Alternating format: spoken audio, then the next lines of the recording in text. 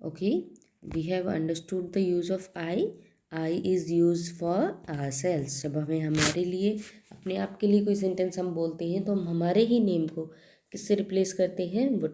From which word we will replace our name? We will replace our name with I. Okay, so next is for the you to understand the use of you. Let's see some sentences here. See, Nancy is in grade 1. Nancy first class में है. So we can say that this boy is saying that Nancy is in grade 1. ये लड़का क्या कह रहा है? Nancy grade 1 में है. Pointing towards Nancy. Nancy की तरफ point out करके. So he will say you are in grade 1. So वो Nancy को क्या बोलेगा? तुम grade 1 में हो. You are in grade 1. Right? See another examples. One sentence is Nancy is in grade 1. Another sentence is Suzanne is in grade 1. Okay. So two girls are there now. Nancy also, and Nancy and Suzanne. So this boy, while he is saying to them, जब वो उनको बोलेगा, what we will say, क्या कहेगा? You are in grade 1. वो दोनों को क्या बोलेगा? You are in grade 1. That means यहाँ हमारा एग्जाम्पल देखिए. फर्स्ट हमने सिर्फ नैन्सी के लिए भी क्या यूज़ किया? You. And here for both Nancy and Susan दोनों के लिए भी हमने क्या यूज़ किया? You. Right.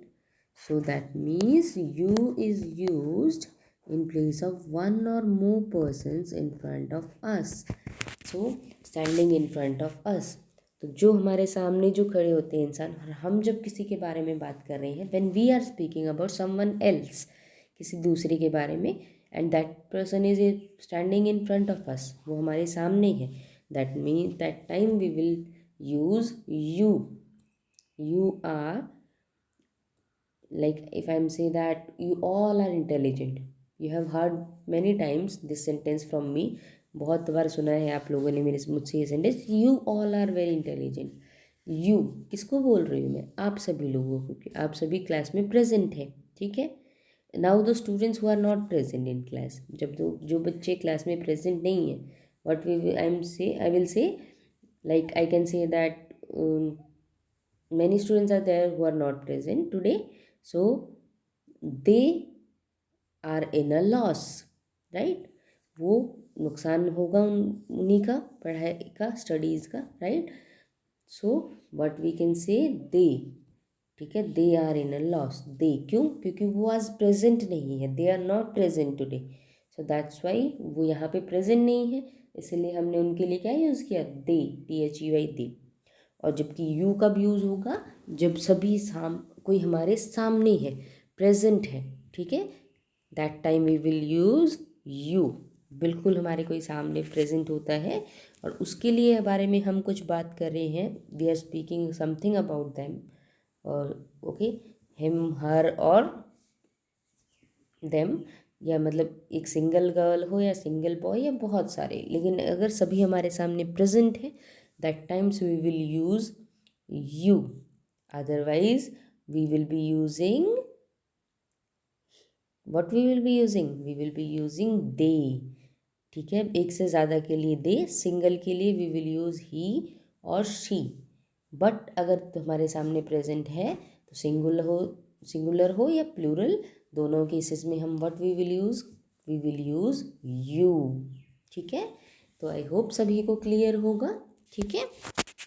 This boy, see, you can see that this boy is pointing towards Nancy and he is standing in front of Nancy. Nancy के सामने पे खड़ा है ना.